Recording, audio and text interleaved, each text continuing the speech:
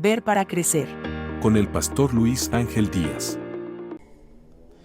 Bendiciones en el Señor, el pastor Luis Ángel Díaz, como siempre, para poder reflexionar acerca de temas críticos que tienen que ver con el liderazgo, un tema sumamente esencial para el desarrollo y el crecimiento de las organizaciones, de las familias y de todo tipo de grupo organizado o no organizado. Vamos a seguir con la quinta parte del tema, vuélvase un líder impulsor. Hemos estado constantemente repitiendo la base bíblica y la idea central, y lo volveré a hacer para efectos de recordar de lo que hemos estado hablando. Dice la palabra del Señor: y todo Israel oyó aquel juicio que había dado el rey, y temieron al rey, porque vieron que había en él sabiduría de Dios para juzgar.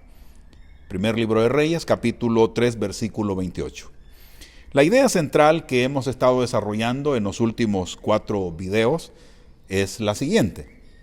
Un verdadero líder no espera que el cambio ocurra por sí solo. El líder cristiano es un impulsor del movimiento de Dios, generando dirección, inspiración y transformación. El impulso no es casualidad, es fruto de decisiones sabias, visión clara y dependencia de Dios. Vamos a desarrollar en esta ocasión una parte importantísima, y quiero hacerlo a través de una pregunta. ¿Cómo Salomón creó impulso como líder? Hay varias acciones que él realizó, y quiero señalar la primera. Es que recibió y honró el legado anterior. Aquí estamos hablando de lo que David le entregó, David su padre. No empezó desde cero. Edificó sobre los cimientos dejados por su padre David, una nación unificada, un ejército formado y un pacto con Dios sobre todas las cosas. Creo que es demasiada jactancia pretender que un líder ignore todo lo que otros han realizado antes de él. La verdad es de que acá encontramos un principio importante.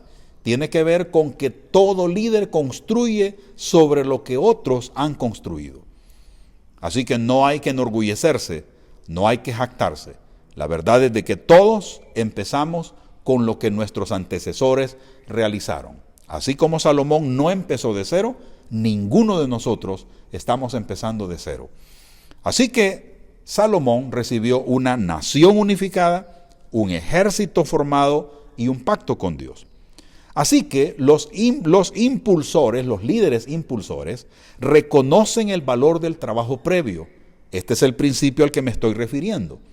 No lo destruyen por su orgullo, sino que lo usan como plataforma para construir nuevos momentos en el desarrollo del ministerio, iglesia u organización que estén dirigiendo. Dice la palabra de Dios en primero libro de Reyes 2:12.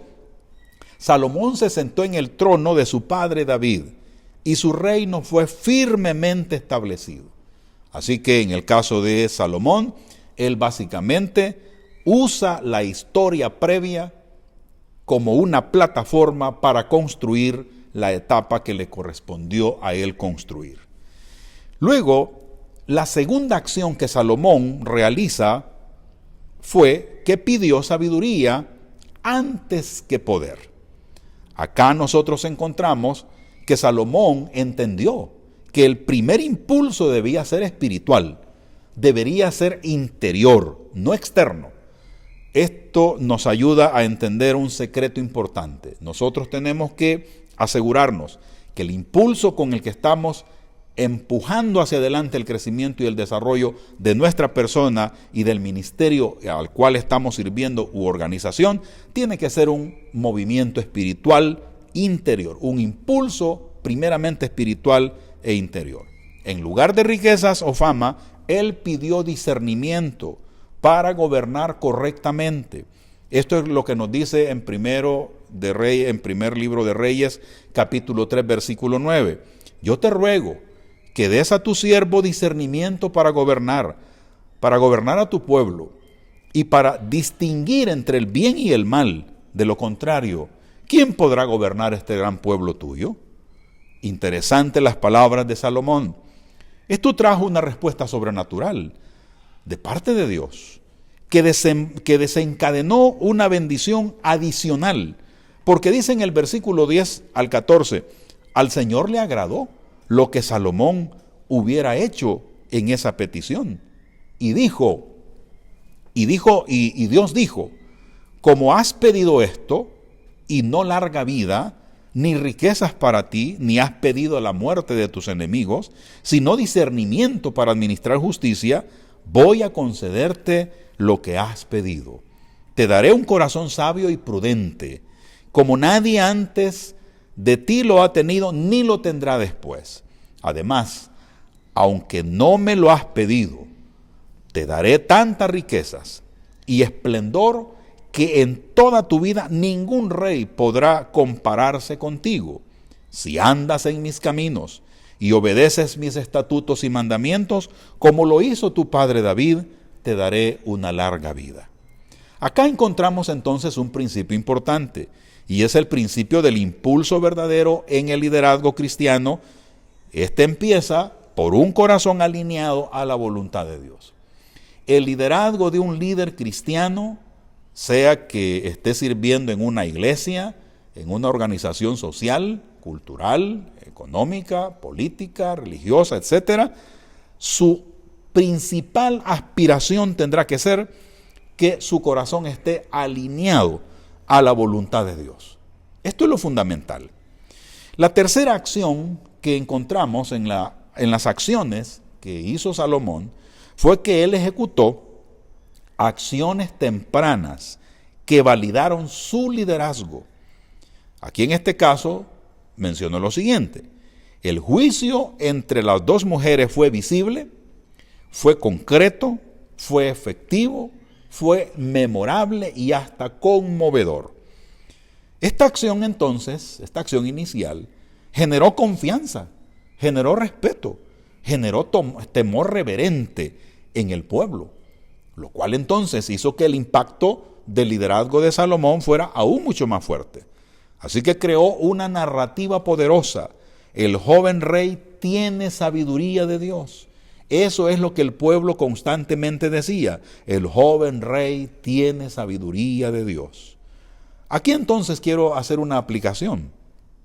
Las primeras decisiones de un líder crean básicamente un marco de impulso. Las primeras acciones que un líder toma al momento de ser instalado o de instalarse como líder es lo que crea el marco del impulso. Si son sabias esas decisiones, si son justas y son orientadas a las personas, van a consolidar el movimiento que se está dirigiendo. La cuarta acción de Salomón fue la siguiente: mantuvo la paz y fortaleció estructuras. Esto es sumamente importante. A diferencia de su padre, su reinado fue mayormente pacífico, lo que permitió progreso cultural, progreso en lo arquitectónico, en la economía, en la organización. Él lo que hizo fue básicamente reorganizar el reino, según 1 de Reyes capítulo 4. Promovió alianzas en el capítulo 5.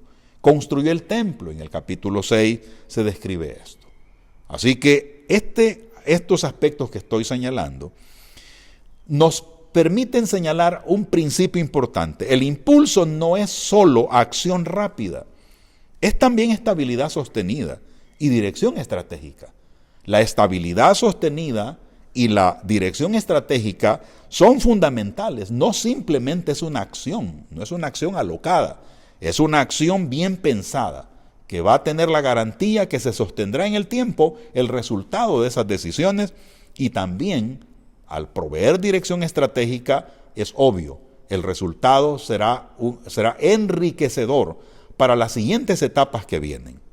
Antes de continuar con el programa, quiero recordarles que está a la venta ya mi primer libro, que he titulado Desarrollar una visión, reflexiones para la vida.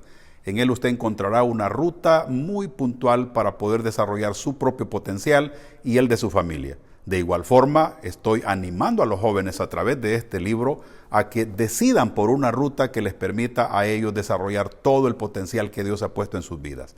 Así que les animo en el Señor a comprar este libro y continuamos con nuestro programa.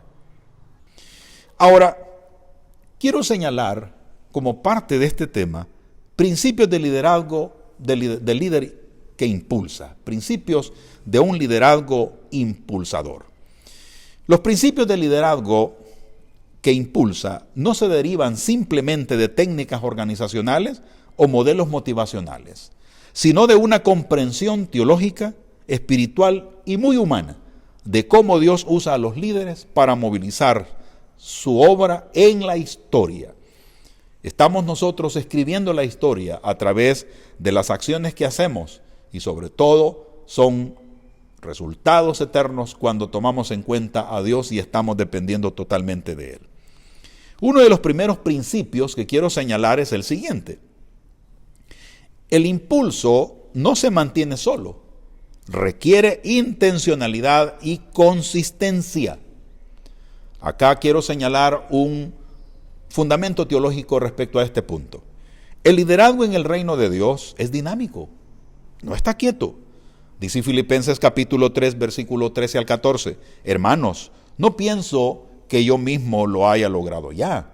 Más bien, una cosa hago, olvidando lo que queda atrás y esforzándome por alcanzar lo que está delante, sigo avanzando hacia la meta para ganar el premio que Dios ofrece mediante su llamamiento celestial en Cristo Jesús. Aquí implica entonces varias cosas: avanzar, crecer y renovar continuamente el compromiso. Estas son las acciones principales que nosotros tenemos que hacer en este impulso de mantener la intencionalidad y consistencia en el proceso. Necesitamos avanzar, necesitamos crecer internamente, necesitamos renovar nuestra mente continuamente y sobre todo de manera puntual el compromiso para que de esta forma nuestro proceder tenga consistencia en el tiempo. Entonces ninguna obra comienza, crece ni se sostiene sin una acción deliberada. Tiene que haber acción planificada, tiene que haber acción intencional. Así que el impulso emocional inicial viene muchas veces de una visión profética inspirada por Dios y debe ser cultivada con persistencia, con perseverancia. Mire lo que dice Habacuc capítulo 2 versículo 2 al 3.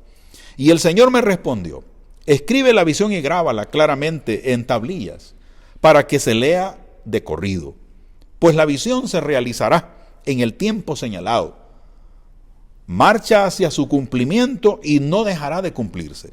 Aunque parezca tardar, espérala, porque sin falta vendrá. Este pasaje ya muchos de los que están familiarizados con la palabra de Dios lo han leído o lo han escuchado. El ejemplo bíblico con relación a esto, quiero señalarlo con el caso siguiente. Nehemías fue un líder que no se quedó en la lamentación.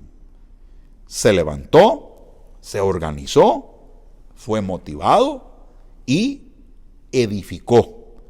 Esto es lo que se registra en Nehemías capítulo 2, versículo 17 al 18. Entonces, es un ejemplo para nosotros, porque Nehemías no solo se quedó en el llanto, no se quedó estancado con la reacción que obtuvo cuando escuchó el informe de lo que había pasado o de lo que estaba pasando con los que vivían en Jerusalén. Dice la Escritura que él lloró amargamente, terriblemente, pero él no se quedó ahí. Él se levantó, se organizó, se motivó y edificó. Este proceso es importante que cada líder lo tomemos por el hecho de que para mantener el impulso se requiere consistencia, se requiere intencionalidad. Ahora, es clave el hecho de que cada uno de nosotros tengamos la certeza de que si hacemos lo correcto vamos a tener el respaldo completamente de Dios. Entonces, pasando a un segundo aspecto, que es un segundo principio que quiero señalar, es el siguiente: el impulso genera más impulso. El avance produce una fe colectiva. Acá encontramos el hecho de que las personas se inspiran cuando ven resultados. La esperanza se fortalece cuando el avance es tangible, es visible. Los líderes tenemos que servir, trabajar para provocar resultados, no para beneficiarnos de esos resultados ni para obtener un reconocimiento personal, sino para que el nombre de Dios sea glorificado y de esta forma nos aseguremos que el proyecto va a tener el resultado total que nosotros queremos. Como en el caso de David, cuando venció a Goliat, todo Israel recobró el ánimo para pelear, para luchar.